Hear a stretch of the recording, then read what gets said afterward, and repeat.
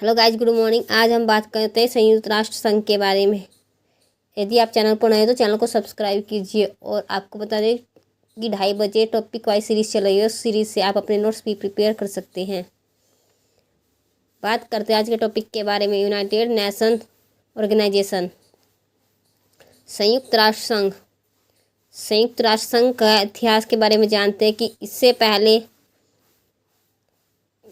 प्रथम विश्व युद्ध के बाद एक लीग गठन की गई थी। लीग ऑफ नेशन की स्थापना 1919 में। इसका हेडक्वार्टर था लंदन, बाद में इसे जिनेवा में स्थापित किया। प्रथम विश्व युद्ध के कारण था कि प्रथम विश्व युद्ध के बाद विश्व के मध्य अंतर्राष्ट्रीय स्तर पर संघर्षों को रोकना था। 26 अप्रैल 1946 को दूसरा विश्व युद्ध हुआ था। 1939 से लेकर 1945 के बीच। तो दूसरे विश्व युद्ध के पश्चात 26 अप्रैल 1946 को लीग ऑफ नेशन को समाप्त कर दिया गया। और दूसरे विश्व युद्ध के बाद में सैन फ्रांसिस्को में 50 देशों का सम्मेलन हुआ। इस सम्मेलन में संयुक्त राष्ट्र चार्टर पर 26 जून 1945 को हस्ताक्षर किए गए। यूएनओ की स्थापना हुई थी 24 अक्टूबर 1945 को। यूएनओ का नामकरण कब से जाता है? अमेरिका के राष्ट्रपति फ्रैंकलिन डी रूजवेल्ट को। यूएनओ के प्रथम महासचिव की बात करें तो टिग्वेली नॉर्वे के थे। और वर्तमान में यूएनओ के महासचिव हैं एंटोनियो गुटेरस। 1 जनवरी 2022 से लेकर इनका कार्यकाल 31 दिसंबर 2026 तक है। एंटोनियो गुटेरस पुर्तगाल के हैं। उद्देश्य था यूएनओ को स्थापित करने का अंतर्राष्ट्रीय शांति और अंतर्राष्ट्रीय कानूनों का पालन, मानव अधिकारों की सुरक्षा, सतत विकास को बढ़ावा, विश्व के सभी देशों के मध्य शांति और आपसी समझ विकसित करना था। यूएनओ में सदस्य देशों की संख्या 193 थी। 11 जुलाई 2011 को दक्षिण सूडान को 193वां सदस्य देश बनाया गया। यूएनओ में भारत की स्थायी प्रतिनिधि एवं भारत की प्रथम महिला प्रतिनिधि के तौर पर रुचिरा कंबोज है। संयुक्त राष्ट्र संघ एक संस्था है और उसके मुख्य अंग है जिनके माध्यम से वह पूरे विश्व में कार्य करती है। संयुक्त राष्ट्र के मुख्य अंग 6 होते हैं। संयुक्त राष्ट्र महासभा, जनरल असेंबली, इसे विश्व की लघु संसद कहा जाता है। इसे स्थापित करने का उद्देश्य था पूरे विश्व में होने वाले शांति अभियानों के लिए वित्त पोषण का कार्य करना था। यह यूएनओ का मुख्य प्रतिनिधि अंग है तथा यूएनओ के घोषणा पत्र में आने वाले सभी विषयों पर विचार करना जनरल असेंबली का ही कार्य होता है। जनरल असेंबली को 1945 में स्थापित किया गया था। इसमें आधिकारिक भाषाएं 6 होती हैं: अरबी, चीनी, फ्रेंच, अंग्रेजी, रूसी, स्पेनिश। और वर्किंग लैंग्वेज यानी कि कामकाजी भाषा की बात करें तो उसमें 2 भाषाएं ली हैं, एक अंग्रेजी, दूसरी फ्रेंच। संयुक्त राष्ट्र महासभा के अध्यक्ष हैं मार्टिचा चान वालदेव और इनका कार्यकाल 1 वर्ष का। 1953 में संयुक्त राष्ट्र महासभा की संयुक्त रूप से 8वीं और पहली भारतीय अध्यक्ष रही है विजय लक्ष्मी पंडित। संयुक्त राष्ट्र की दूसरी संस्था की दूसरे अंक की बात करें तो यह सुरक्षा परिषद, सिक्योरिटी काउंसिल। इसकी स्थापना हुई थी 17 जनवरी 1946 को। इसमें 15 सदस्य होते हैं। 5 सदस्य स्थायी देश होते हैं जिनमें अमेरिका, रूस, चीन, फ्रांस, ब्रिटेन। और 10 अस्थायी सदस्य होते हैं जिनका ये अस्थायी सदस्य कुछ 1 या 2 वर्ष के लिए रखा जाता है और समय समय पर इनमें बदलाव होते रहते हैं। अस्थायी सदस्यों के पास वीटो पावर होती है जिसका यूज करके महासभा का विधेयक पास नहीं होने देते। बात करते हैं सर्वाधिक वीटो का यूज अभी तक रूस ने किया है। वीटो के माध्यम से महासभा में किसी विधेयक को पास नहीं होने देते। और कई बार रूस ने भारत का प्रतिनिधित्व रखने के लिए वीटो का प्रयोग किया है भारत के पक्ष के लिए। भारत अभी तक 8 बार सुरक्षा परिषद का अस्थायी सदस्य बना है। संयुक्त आर्थिक एवं सामाजिक परिषद की बात करें, United nation economic and socialist council, इसकी स्थापना 26 जून 1945 को हुई थी। यह संयुक्त राष्ट्र का एक केंद्रीय मंच है। बात करते हैं न्यास परिषद की। ट्रस्टीशिप काउंसिलिंग, इसकी स्थापना हुई थी 1945 में। मुख्यालय बनाया गया था इसका न्यूयॉर्क अमेरिका में, परंतु इसका निलंबन 1 नवंबर 1994 को किया गया था।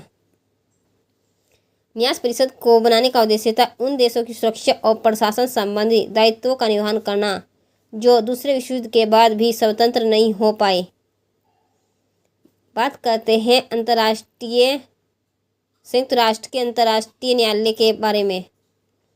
International court of justice ICJ, इसकी स्थापना भी 1945 में की गई थी, परंतु अंतर्राष्ट्रीय न्यायालय ने कार्य शुरू किया था 18 अप्रैल 1946 को। अंतर्राष्ट्रीय न्यायालय का मुख्यालय की बात करें तो यह हेग में स्थित है, नीदरलैंड। उद्देश्य की बात करें तो इसके 2 राष्ट्रों के मध्य कानूनी विवादों को हल करता है, कानूनी प्रश्नों पर अंतर्राष्ट्रीय कानून के अनुसार सलाह देता है। संयुक्त राष्ट्र का प्रमुख न्यायिक अंग है अंतर्राष्ट्रीय न्यायालय।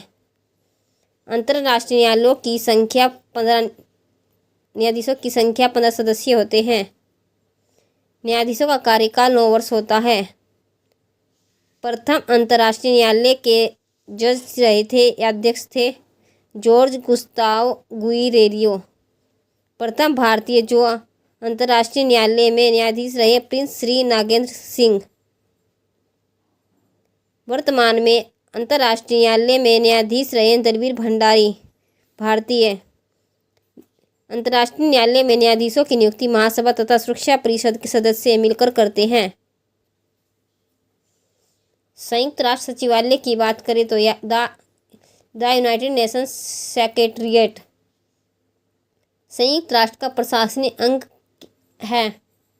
यह संयुक्त राष्ट्र के दैनिक कामकाज को अंजाम देता है और संयुक्त राष्ट्र सचिवालय का मुख्यालय न्यूयॉर्क अमेरिका में है। संयुक्त राष्ट्र सचिवालय का नेतृत्व भी महासचिव करता है। महासचिव का कार्यकाल 5 वर्ष का होता है। संयुक्त राष्ट्र के कर्मचारी स्थानीय स्तर पर भर्ती किए जाते हैं।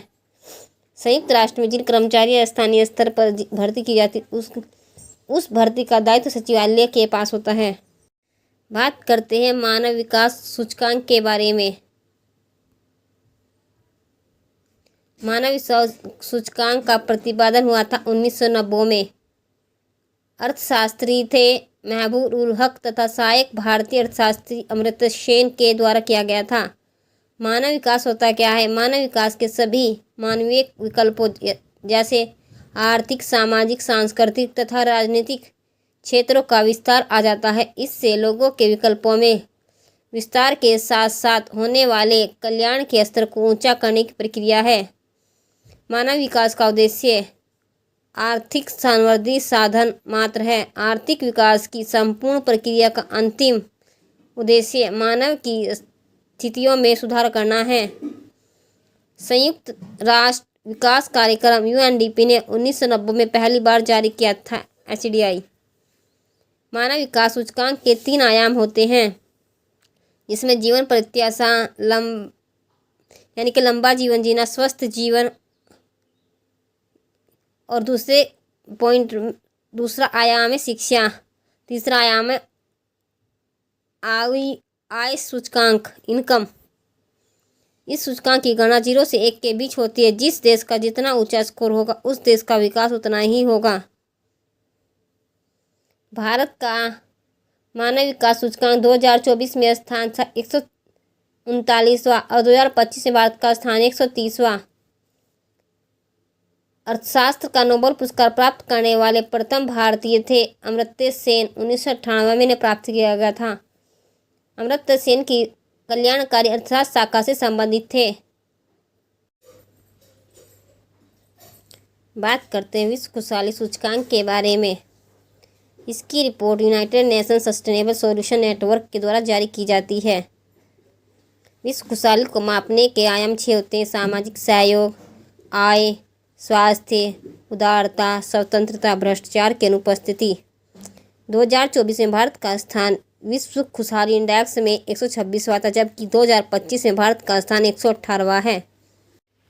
इसी में बात करते वैश्विक लैंगिक अंतर सूचकांक, ग्लोबल जेंडर गैप इंडेक्स।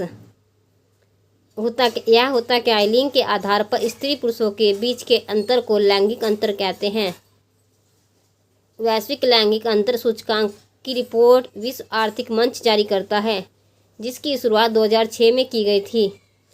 इसे जारी करने का उद्देश्य था स्वास्थ्य, शिक्षा, अर्थव्यवस्था और राजनीति पर महिलाओं एवं पुरुषों के साथ सापेक्ष अंतराल पर प्रगति को ट्रैक करने के लिए दिशा सूचक के रूप में कार्य करता है।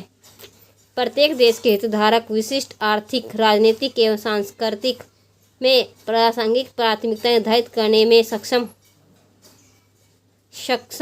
होना है।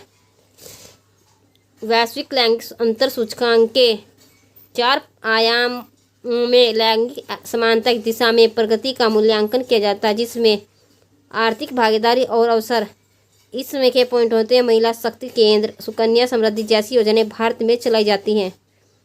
हर देश अपने अपने देश में अलग अलग स्तर पर योजनाएं लागू करता है। शिक्षा का अवसर, स्वास्थ्य एवं उत्तरजीविता का और राजनीतिक सशक्तिकरण, इसका स्कोर होता है 0 से 1 के बीच। भारत ने वैश्विक लैंगिक अंतर सूचकांक में सुधार के लिए अलग अलग स्तर पर अलग अलग योजनाएं के माध्यम से राज्य और केंद्र दोनों मिलकर कार्य करते हैं। भारत का स्थान 2024 में 129वां है, जबकि भारत का स्थान 2025 में 131वां है, जो बढ़कर 2 पायदान बढ़ गया है।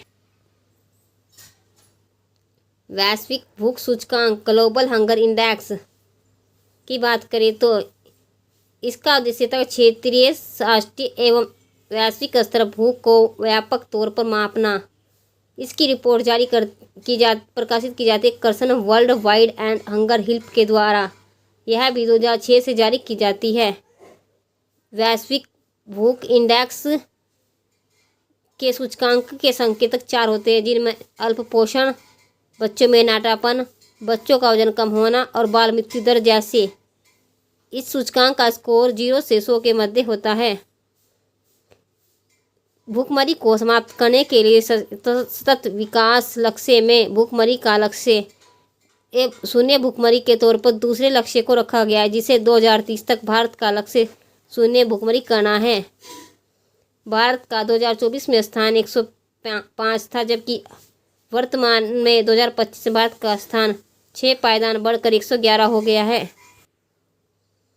बहुपक्षीय गरीबी इंडेक्स, यह बुनियादी के मूल आवश्यकता को पूरा करने में सक्षम नहीं हो पाते, जैसे रोटी, कपड़ा, मकान, शिक्षा। इन्हें बहुपक्षीय गरीबी इंडेक्स में लाया जाता है। इसकी अवधारणा दी थी सबीना एल्कायर एवं जेम्स फोस्टर ने। इसे वर्ष 2010 से यूनाइटेड नेशन डेवलपमेंट प्रोग्राम और ऑक्सफोर्ड ह्यूमन डेवलपमेंट इनिशिएटिव ने मिलकर जारी किया था। बहुपक्षीय गरीबी इंडेक्स में 3 आयाम होते: शिक्षा, स्वास्थ्य, जीवन स्तर।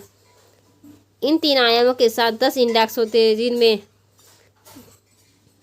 स्कूली शिक्षा और बच्चों का नामांकन शिक्षा के आयाम में आते हैं। और तीसरे इंडेक्स की बात करें तो बाल मृत्यु दर, पोषण से संबंधित। ये 3 और 4 पॉइंट इंडेक्स 2 यानी कि स्वास्थ्य में आते हैं, जबकि जीवन स्तर में अंतिम 6 आते हैं, जैसे बिजली, फर्श या खाना पकाने का ईंधन, संपत्ति, स्वच्छता, पीने का पानी, सामाजिक सुरक्षा की बात की जाए। गाइस, वीडियो पसंद आई तो वीडियो को लाइक करना, चैनल को सब्सक्राइब करना, अपने दोस्तों के साथ शेयर करना। धन्यवाद।